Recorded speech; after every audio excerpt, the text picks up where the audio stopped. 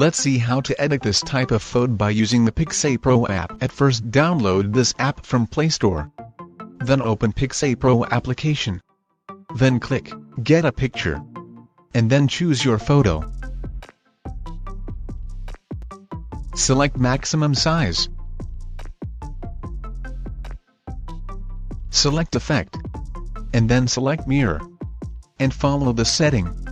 And follow me, which I am doing now.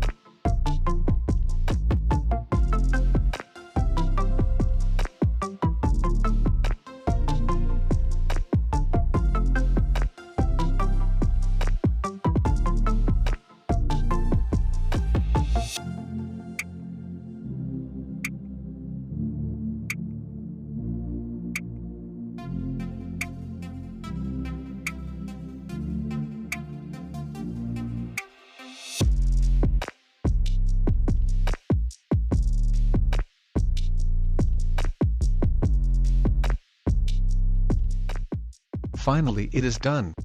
And save it by clicking Export. Then rename it and click PicSay Pro option.